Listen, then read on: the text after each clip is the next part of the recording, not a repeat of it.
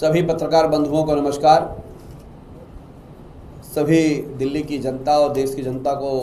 नमस्कार। आज आम आदमी पार्टी की इस महत्वपूर्ण प्रेस कॉन्फ्रेंस के अंदर महत्वपूर्ण विषय पर जनता को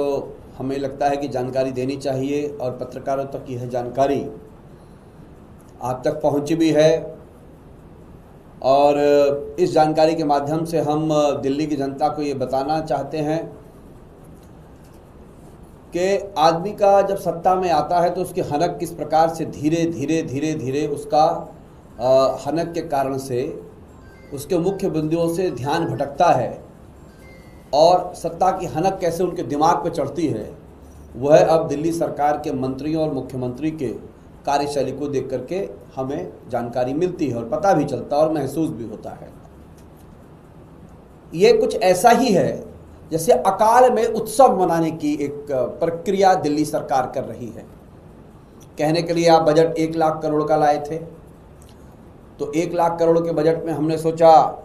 कि आप कह रहे हैं कि 2500 रुपये बहनों को,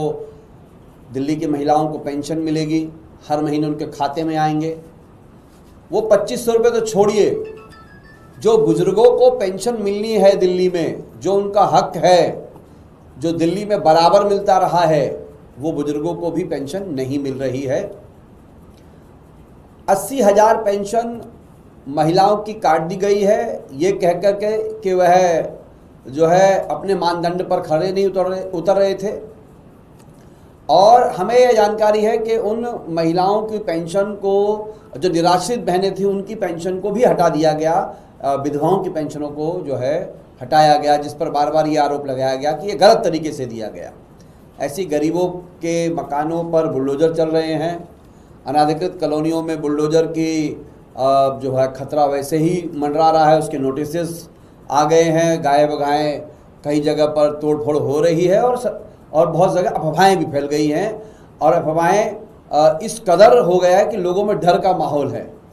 और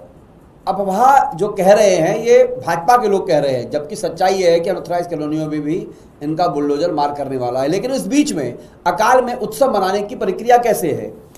कि दिल्ली की सरकार ने कहा कि 12वीं क्लास की बच्चियों को लैपटॉप दिया जाएगा। अब लैपटॉप तो मिला नहीं, पेंशन तो मिली नहीं, ऑटो वालों को जो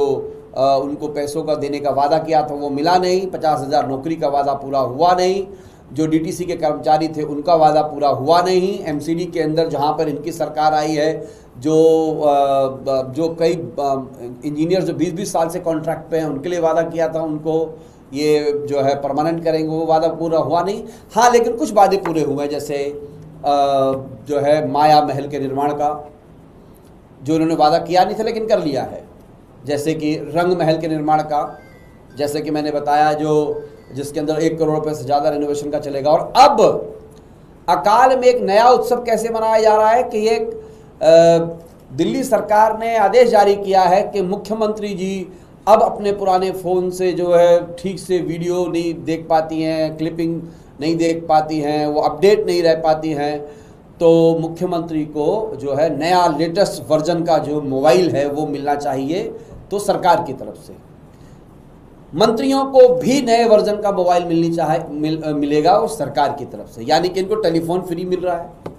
टेलीफोन में हज़ारों कॉलें फ्री मिल रही हैं,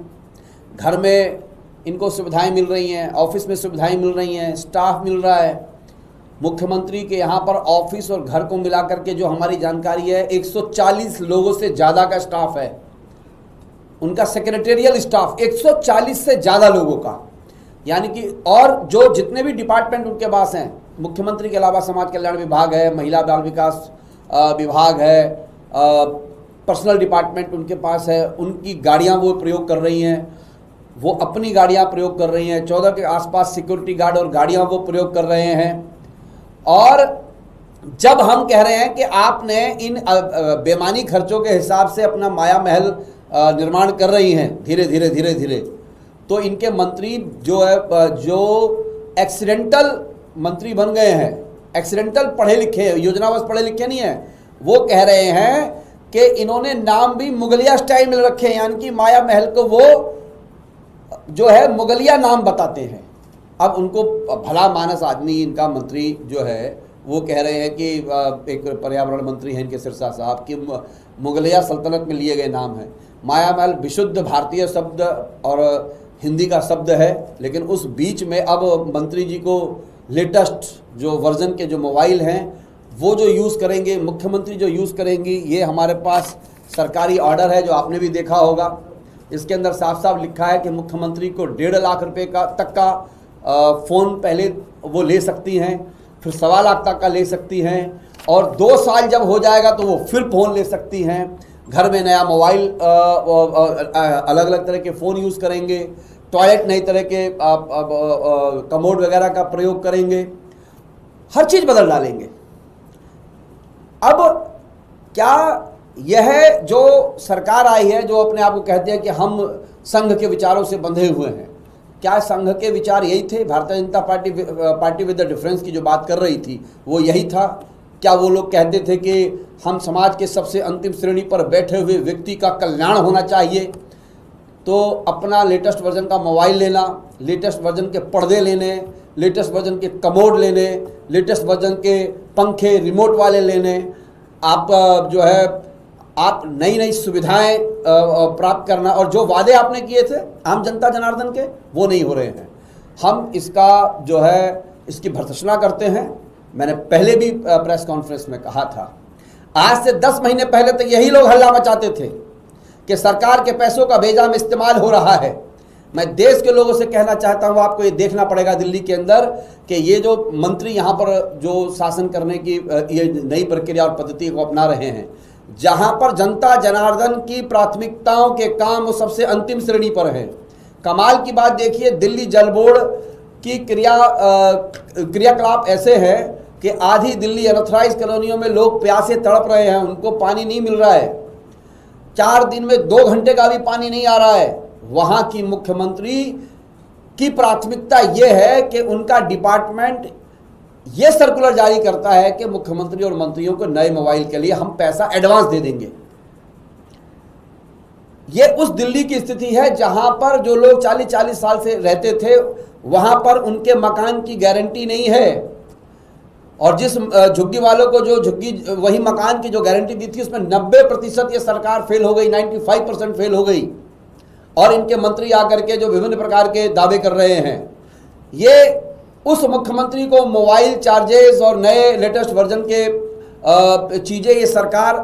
अपनी सरकार में अपने लिए ये सुविधाएं हासिल कर रहे हैं, जहां पर सरकारी स्कूलों को चालू करने के लिए आज हमें हाई कोर्ट जाना पड़ता है। यानी कि पिछली सरकार ने जो स्कूल चालू किए, जो उद्घाटन किए थे,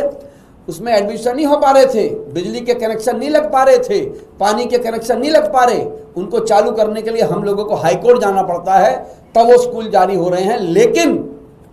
मुख्यमंत्री जी को नई कार, सिक्योरिटी, नए लेटेस्ट वर्जन के कमोड,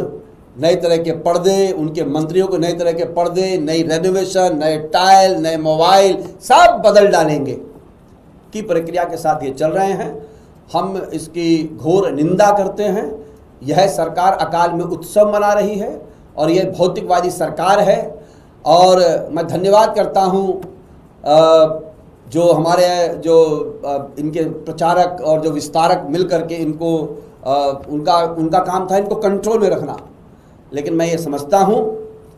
कि ये लोग ऐसा व्यवहार कर रहे हैं सरकार में रह करके जैसे बिगड़ैल बच्चे नहीं होते जो पिता की बात नहीं मानते। तो उस प्रकार से ये सरकार चलाने का प्रयास कर रहे हैं। मैं सरकार से मांग करता हूं कि आप अपने लेटेस्ट वर्जन के मोबाइल खरीदने से पहले, या कई कंपनियों को मोबाइल आते हैं लेटेस्ट वर्जन के, एंड्रॉयड फ़ोन, एप्पल फ़ोन, जो आप लेंगे उससे पहले मेरी मांग है कि हमारी दिल्ली की बहनों को 2500 रुपये की आप पेंशन दीजिए। अपने मोबाइल खरीदने से पहले मेरी मांग है कि बच्चों को लैपटॉप दीजिए। अपने मोबाइल खरीदने से पहले अनऑथराइज कॉलोनियों में पानी की समुचित व्यवस्था कीजिए। अपने मोबाइल और अपनी भौतिकवादी चीज़ों और अपनी इच्छाओं को पूर्ति करने से पहले